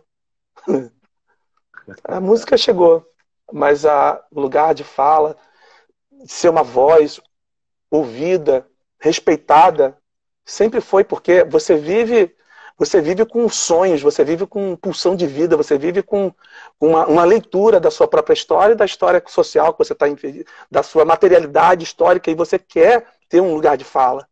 Então, quando eu vejo pessoas falando, ele é muito bom cantando, mas quando começa a falar som de besteira, exatamente, porque elas se incomodam com o fato de eu ser um sujeito que tem presença, que tem fala, que está no lugar que está, que poderia estar escondido atrás de uma posição de alguém que alcançou uma estabilidade, mas entenderem que é o seguinte, eu adoro essa frase, que a lagartixa se arrasta até ganhar asas. Acho que isso aí incomoda, né, cara? Isso aí incomoda muito, né? O Evanderson está perguntando, Emicida representa? A resistência, né? O Emicida é resistência total. É o cara. Salve, salve. Salve, salve. Ele é a mensagem do reino, né, cara? Ele é um mensageiro do reino. Cara, eu vi um negócio tão lindo dele esse ano, porque ele fez um show aqui no Teatro Municipal. E quando ele disse, naquele dia, naquela noite, ele falou, olha, a favela chegou no Municipal e chegou para ficar. Foi uma das coisas, uma das ocupações, além de mais simbólicas, mais incríveis que eu vi em toda a minha vida. Foi de fato, para mim especialmente, foi um marco. Ele é o cara. Tiroteio no meio da noite, é? Cara, se esconde, irmão. Se esconde. Se você é preto, se esconde mais ainda, irmão. Vai para baixo da cama, entendeu? Começou a pipocar, se esconde. Se você tiver um carro muito legal, sai do carro e deita no chão. Porque vou achar que o carro não é teu, entendeu? Vou achar que o carro não é teu, então deixa o teu carro lá e vai embora, irmão. Deita no chão, porque o bicho vai pipocar e vai sobrar. A igreja onde tem pobreza é? Ela está na geografia do coração de Deus, né? Deus está ali também, entre os pobres, a gente encontra Deus. Cara, você sabe que eu tenho muitas experiências assim com o sagrado dentro desse ambiente de miséria, desse bolsão de miséria que é ali no Oiteiro da Cidade de Deus, e você chegar ali, você está fazendo um trabalho por causa do ser humano, porque você acredita nessa oportunidade que pode ser dada, porque você foi esse sujeito que teve ali. Eu me vejo, eu me reconheço daquelas crianças correndo e me chamando Pastor Kleber, Pastor Kleber. E elas me enganam, sabe? Que às vezes a gente leva cesta básica, ali a gente levou quase 1 tonelada de cesta e a gente fez uma fila gigante. E você vê a criança, vai lá e fica e pega, e daqui a pouco ela pega a cesta, leva para casa e volta com a camisa do Flamengo. Daqui a pouco ela tá com a camisa do Flamengo, você dá a cesta básica, ela volta com a camisa do Vasco. Entendeu? Ela tá ali te enganando, você sabe que ela tá te enganando, mas olha quem tá aí, cara, o Gideon Alencar, um beijão pra ele. Ele tá aí, já tinha mandado um beijão pra você. Pô, cara, que irmão tremendo. Aliás, tenho lido os textos dele, do Gideon. Muito obrigado aí. Quem tá aí também é o Babalorixá, Ivani dos Santos, tá aí, apareceu aí. Um grande companheiro de luta da caminhada contra a intolerância religiosa. Muito bom ver a presença dele aí também com a gente. É alguém com quem eu dialogo muito e a gente desenvolve um trabalho lindo de respeito com o Rabino Newton Bonder, com tantos outros religiosos que se juntam às vezes para tomar um café. O padre Fábio de Mello, que também é um grande querido. A gente senta para tomar um café e para conversar. Só para conversar como é que tá a família, como é que estão as coisas, e a luta, como é que tá o dia a dia. Cara, é só isso, meu Deus. É só isso. Eu vou nem falar assim, ó, eu não vou virar evangélico e também não quero que você venha aqui para o tambor. A gente está muito bem nos nossos lugares e a gente se respeita. Ladies and gentlemen. A única forma da gente acabar com o racismo é reconhecendo que existe e mudando as estruturas. Porque o racismo é, sobretudo, estrutural. Ele está na estrutura de poder, ele está na estrutura econômica, ele está na estrutura teológica, irmão. Ele está nos indícios doutrinários, nos indícios, numa leitura, numa hermenêutica racista, colonizadora. Enquanto a gente não encarar isso, não identificar isso, que a nossa hermenêutica bíblica é muitas vezes cheia de conteúdo de racialidade, enquanto a gente não tiver honestidade de olhar para isso com esse olhar, enquanto a gente não tiver essa honestidade de olhar quantos homens negros retintos estão no Brasil, evangélicos, falando sobre esse tema. E os que aparecem falando, não estou querendo me defender, não, mas muitos que aparecem falando como eu falo, eles são rechaçados por causa do seu lugar de fala. E às vezes uma forma de querer silenciar é falar, mas o cara é separado, o cara separou, divorciado. Tá, mas o nosso presidente da República também está no 3º casamento, mas ele é homem de Deus, irmão. Pô, não me sacaneia, irmão. Não, vamos falar sério. Entendeu? É como se a gente não tenta me emburrecer, porque essa onda não cola. Então, quando eu vejo essas coisas, enquanto você não tiver um posicionamento de descolonizar esse sagrado, de sair dessa teia de uma teologia colonizadora, cara, enquanto você não olhar para isso, você vai ter que conviver com o racismo que vai estar nas nossas escolas dominicais, nos nossos colégios, nos nossos seminários, nos nossos púlpitos, nas nossas músicas. Então, a honestidade de olhar para isso. Falar isso é uma coisa que tira likes e seguidores. Mas, cara, esse é o texto meu. Essa é a minha fala. Sempre foi, inclusive. Quem anda comigo o tempo todo sabe que é isso, né? Dona Maria de São Gonçalo viveu uma realidade de... Luta. Dona Maria é uma guerreira. Até hoje ela é uma luta, uma mulher que luta, de embate, que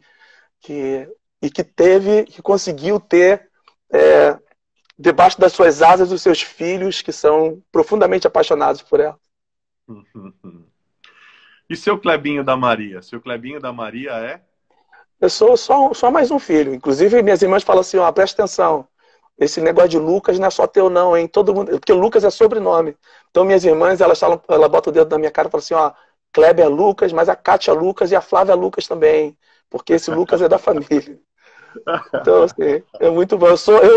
Eu adoro ser só o filho da minha mãe, eu não sou o famoso cantor, eu sou isso. Isso. Pensamentos, salmos ou pregações? Cara, se uma pregação for uma pregação que faça sentido, que não seja feita como se quisesse nos emburrecer, uma pregação... eu adoro ouvir o Caio, cara. O Caio faz muito sentido a fala do Caio. Para mim, pessoa que eu estou profundamente identificado.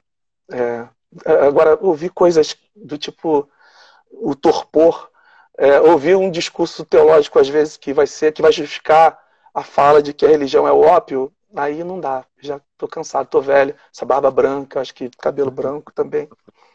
Então eu prefiro ler, prefiro ouvir uma boa conversa do Muniz Sodré, por exemplo, que é enfim, de tantos pensadores que influenciam muito hoje.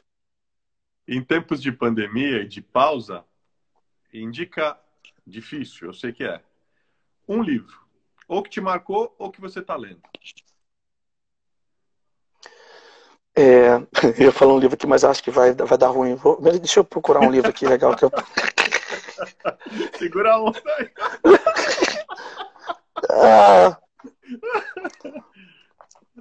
Cara, eu acho que para começo de conversa, um texto mais acadêmico, eu acho que eu sugeriria dois, que é o sobre história, do Mark Bloch.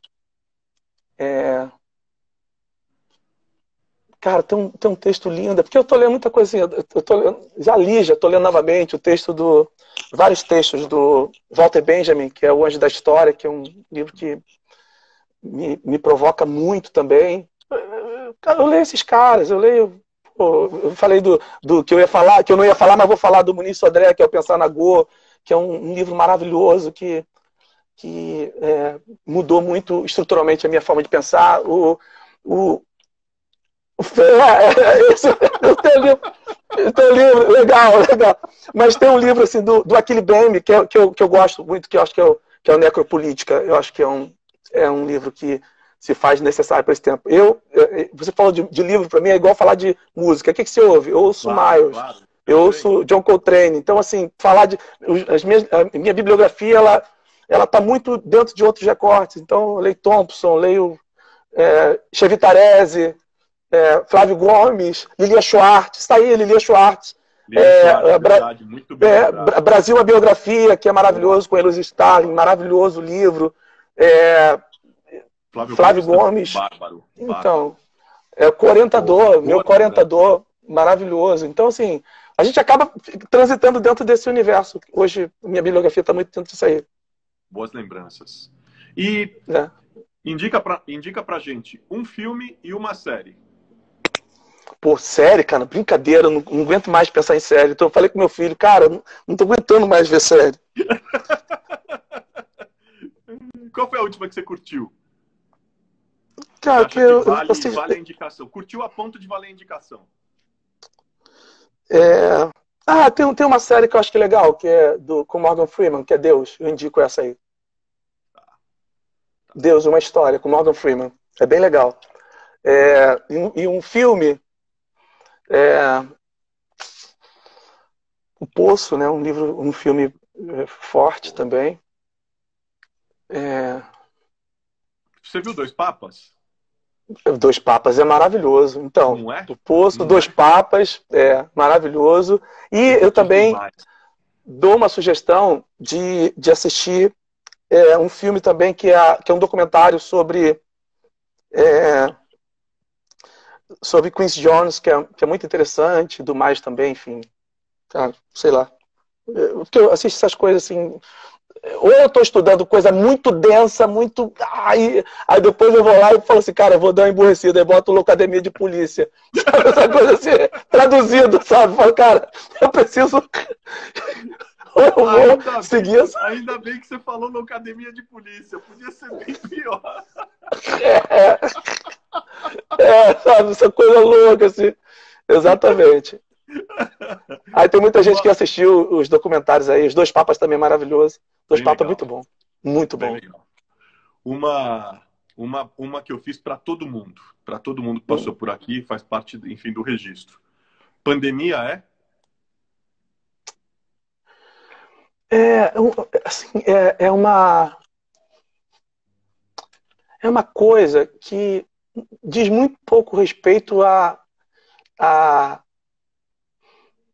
punição, a um juízo. Eu não vejo a pandemia como um juízo, acho que a pandemia tem muito mais a ver com a nossa capacidade humana de destruirmos a nós mesmos e ao planeta. E de repente você vê essa grande Gaia se manifestando. Então vai ser um tempo de purificação da própria Gaia. Esses dias eu estava falando com pessoas, os pastores, reunião de pastores, eu falei, cara, daqui a um tempo vai ter, a gente não vai me admirar nada se a gente vê baleias na Baía de Guanabara, que estava imunda, poluída demais. E aconteceu o seguinte, semana passada, na outra semana, apareceu um tubarão-baleia gigantesco na Baía de Guanabara, tirando onda, passando assim, na tranquilidade, dizendo, opa, tô dando uma reconhecida num território que já foi frequentado por nós e que os humanos chegaram aqui e destruíram tudo. Então, a gente está vendo uma dor que a humanidade está passando e que exige de nós repensarmos o nosso cuidado enquanto humanidade. E, por outro lado, eu vejo uma purificação do planeta, porque a gente é o pior inimigo do planeta, da criação. Nós que fomos criados para sermos zelosos, jardineiros desse grande jardim de Deus, nós somos a pior presença. Então, é um tempo também de purificação, a gente vai estar se purificando. Dói muito, é uma dor que... a gente, na nossa comunidade, eu sou pastor de uma igreja pequenininha, e na nossa comunidade nós tivemos mais de 12 casos de pessoas que que testaram positivo. E perdemos uma pessoa semana passada. Então é uma dor que você não tem como medir, porque você não pode enterrar as pessoas não estão podendo enterrar seus próprios mortos. Então, isso é uma coisa muito difícil. Por outro lado, uma outra leitura, uma latência dessa leitura, é que está havendo uma purificação no planeta e a gente vai ter que repensar, porque esse vírus não chegou só para o pobre. Quem mais sofre são os pobres. São sim, é uma coisa que o social grita nessa hora. Mas esse vírus não respeita uma hierarquia, né? Você vê milionários que estão sofrendo, estão morrendo, gente poderosa politicamente que está morrendo, então é uma dor comum. E a gente precisa ser solidário, a gente precisa ficar em casa, a gente precisa entender que isso aqui não é moeda que a gente vai estar brigando com política com A ou B, é um problema do mundo, do planeta, e a gente precisa ser humano nisso aí, e sair dessa idiotice de achar que é uma coisa de Araque, que é um problema nosso, que é uma questão política, pelo amor de Deus, pelo amor de Deus. Ó quem tá aqui. O Ronaldo tá aqui, meu irmão. Mandando um oi. Ô, Ronaldo, beijão, cara. Beijão, meu mano. Tô com a tua música aqui, cara. Tô com a tua música. Você tem que saber até onde ela tá. Tem que saber até onde ela tá. Mas um beijão pro Ronaldo, meu irmão querido. Beijo pra você. Cara, tô feliz de estar aqui no seu espaço, viu? Eu que tô feliz, velho. Tá bom demais. Pra gente fechar, eu faço 4 pra arrematar e aí você dá a palhinha pra gente. Beijão, meu amigo Ronaldo tá aqui, ó. Lindo ele, amo demais. Conheço o Ronaldo, olha, menino novo, cara. Pô, cara, a gente tá ficando velho, né, cara? É bom ficar velho, cara. É bom ficar também, velho. Pastorzão. Eu sei, eu acompanho ele também, sigo o Ronaldo também, querido. As 4 para arrematar. Tá. Um personagem bíblico que você jamais queria ser. Cara, sei lá, acho que Jesus, né, cara? Não dá. Ser Jesus não dá pra ser Jesus. Mas talvez José tenha sofrido muito também, né? Jesus e José. Não queria ter sido nenhum dos dois. Um episódio, uma cena bíblica que você jamais queria ter participado.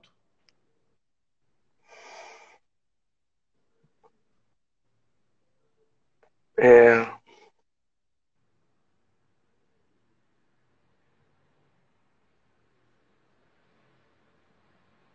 a crucificação acho que é a mais forte mesmo. É, pelas implicações, pela força que tem quando a religião, setores da religião, não estou falando do judaísmo, eu estou falando de setores religiosos, mancomunam com poderes políticos. Tem tudo para dar errado. Porque a gente é capaz de matar o profetismo na vida e na experiência de outros sujeitos históricos. Então, essa grande ilusão, essa grande mensagem ilusória e recorrente na história do cristianismo de uma religião que foi oprimida, de um movimento que foi oprimido e agora se torna um opressor. Porque ele se alia com o Estado para justificar o silêncio de outros sujeitos históricos. Então, é o que acontece na crucificação de Jesus. Porque ele não foi aquilo que se esperava dele. Então, como ele não foi aquilo que se esperava dele, vamos silenciá-lo. E a melhor forma de silenciar o outro é fazendo políticas, fazendo associações de religião e política. Isso é a história dos cristianismos ao longo da história. Obrigado, Babalô. Ivani dos Santos está aqui, ó. Beijão para você, meu mano. Tamo junto. Obrigado. Invertendo. Um personagem bíblico que você gostaria muito de ser.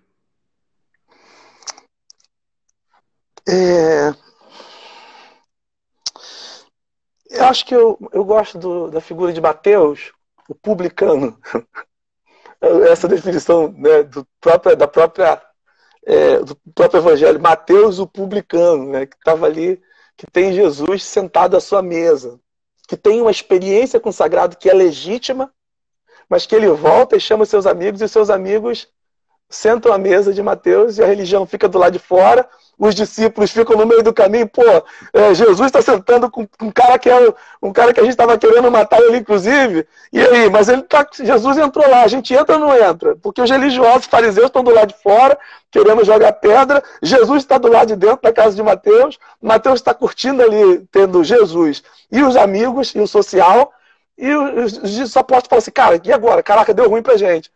E eles têm que estar onde Jesus está. Então, eu acho que é um pouco... Eu gosto dessa ideia, desse lugar de Mateus. Eu me sinto muito nesse lugar de diálogo. E cena? Qual cena bíblica você gostaria de ter participado? Quero mandar um beijão aqui pro Geraldo Rufino, nosso parceiraço. Geraldo Rufino está aqui. Beijão para você. Uma cena bíblica que eu queria participar, eu acho que é daquela cena da multiplicação dos pães. Porque eu me vejo muito, quando eu vou para a Cidade de Deus, eu me sinto muito naquela multiplicação dos pães. Eu me sinto Jesus ali, porque a galera tá tudo com fome lá e faz aquela fila gigante. A gente chega com 2, 3 caminhões ali e eu fico me sentindo um Jesus, assim, sabe? Tipo assim, agora chega para cá, faz a fila, não sei o quê, e leva a cesta. E aqueles 3 caminhões parece que vira 10 caminhões. E a gente vai dando ali, e na mão de cada um, por quem passa. Geraldo tá falando aqui, em qualquer lugar sou teu fã, meu irmão. Um beijo no coração, Geraldo.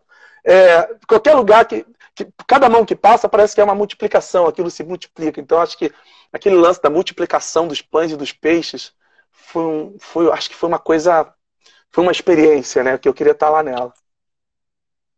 Deus cuida de mim ou aos pés da cruz? Ih, rapaz, cara,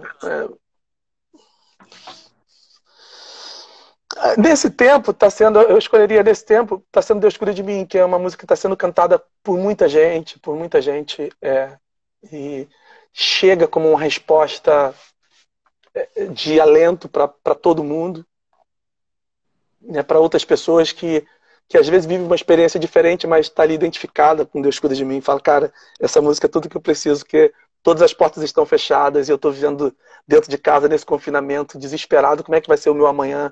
Então, Deus Cuida de Mim hoje é uma música que está sendo necessária para a vida de muita gente que está vivendo e muita gente que vive essa realidade. Eu vejo as pessoas cantando E eu vejo a realidade que eu estava quando eu fiz Deus Cuida de Mim. De todas as portas fechadas. De todas as portas fechadas. Então, eu gosto das duas, mas hoje eu acho que Deus Cuida de Mim. Joga uma... Então, deixa pra gente uma palhinha. Vamos terminar o encontro de hoje com uma palhinha sua musical do grande mestre das artes, Kleber Lucas, mais uma palhinha cheia de esperança para Tá. Ih, legal. invadir a casa de todo mundo que está com a gente, está ouvindo a gente, está acompanhando a gente, para inspirar com esperança. O Espírito do Senhor está presente para consolar.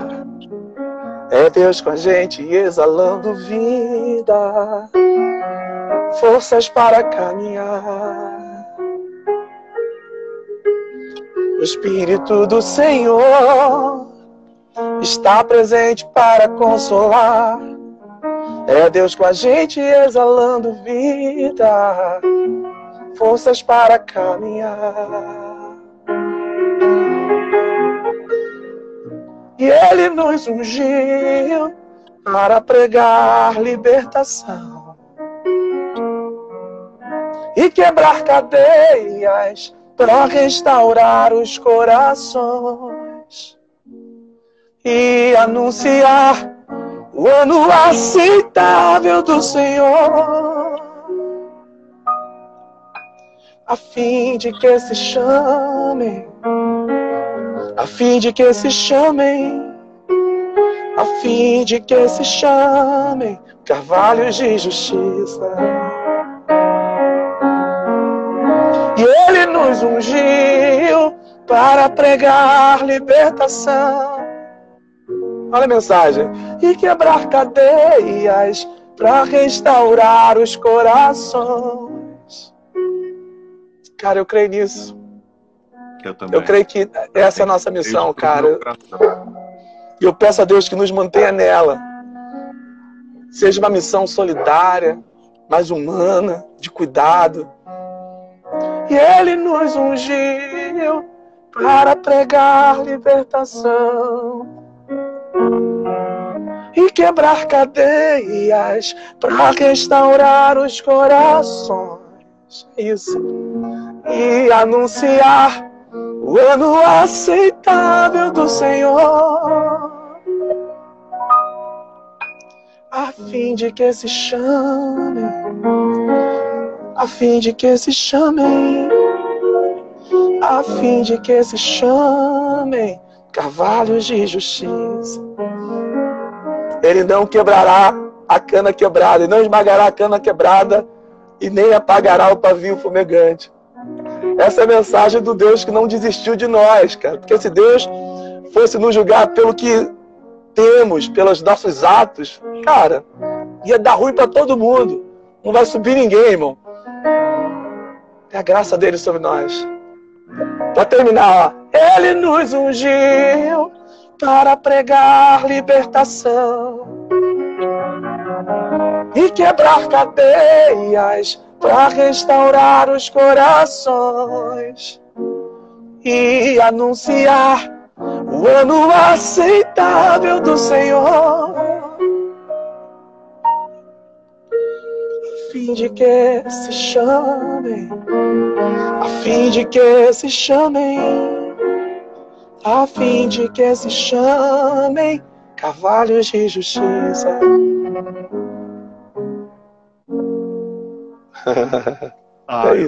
Eu não vou aguentar. Tá todo mundo aqui. Gente, vocês aguentam mais um pouquinho? Eu não vou aguentar e vou pedir. Cara, Deus cuida de mim. Deus cuida de mim. Eu quero hoje poder ir pra cama. Deus cuida de mim. Minha cabeça. Hoje, desde cedo, a hora que eu falei com você e a hora que eu tava pensando no programa, que a gente ia falar, cara, essa música invadiu meu coração com tanta alegria, sabe? Uma presença boa.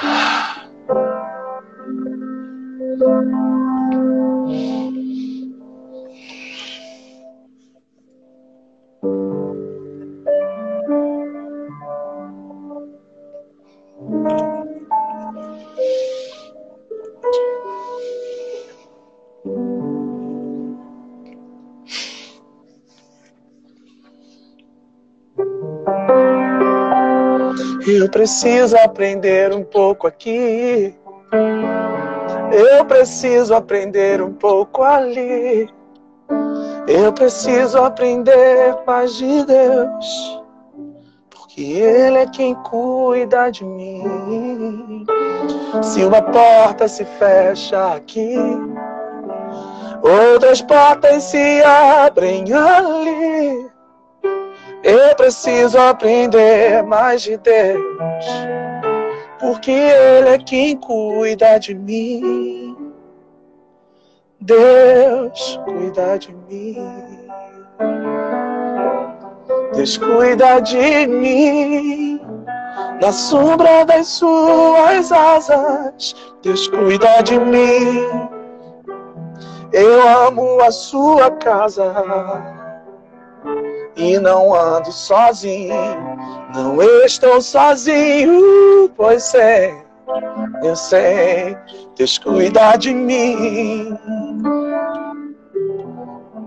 Se na vida não tenho direção e preciso tomar decisão, eu sei que existe alguém que me ama, Ele quer me dar a mão. Se uma porta se fecha aqui, outras portas se abrem ali. Eu preciso aprender mais de Deus, porque Ele é quem cuida de mim. Deus cuida de mim, Deus. Deus cuida de mim. Na sombra das suas asas, Deus cuida de mim. Eu amo a sua casa e não ando sozinho, não estou sozinho, pois sei, eu sei, Deus cuida de mim. Deus cuida de mim. Na sombra das suas asas, Deus cuida de mim. Eu amo a sua casa e não ando sozinho, não estou sozinho, pois sei, Deus cuida de mim. É isso. Ah, que coisa boa, que coisa boa. Ah, meu Deus, coisa boa mesmo. Coisa boa, que coisa boa, cara. Pô, cara, Obrigado, que bom. irmão. Amei estar aqui contigo também. Obrigado aí, tanta gente querida. Emocionante. Quero te agradecer aí pela oportunidade de estar nesse espaço, compartilhando com tanta gente. Obrigado. Eu que queria te agradecer, velho. Eu queria te agradecer. Trazer tua história, tua caminhada, tua história que inspira, superação, de humanidade, de presença de Deus. E as palavras finais, cara. Deus cuida de mim. Deus não esmaga a quebrada. Deus não desiste de ninguém, velho. Você é uma bênção, velho. Você é um querido. Isso. Continue. Coisa boa. Continue. Fica firme. Quero te encontrar depois disso tudo para te dar um abraço. E eu vou dar 3, entendeu? Mas não larga a mão. Coisa boa. Não larga a mão. É isso aí. Nós somos Vamos estar juntos, viu, velho? Isso. Beijão pro Ronaldo que tá aí novamente aí, ó. Beijão pra ele. Meu mano querido. Amo muito você. Muito feliz. Ele tava muito feliz que eu tava aqui hoje à noite. Obrigado, viu, velho? Obrigado, irmão. Beijão pra vocês. Pra você. Se cuida, viu? Obrigado. Boa noite pra vocês. Tchau, gente. Obrigado. Hora dessa vamos repetir, tá? Vamos sim, a hora que você quiser. Tô contigo. Beijão, Geraldo, querido. Beijo. Um beijo pra todo mundo. Amanhã tem mais. Beijão.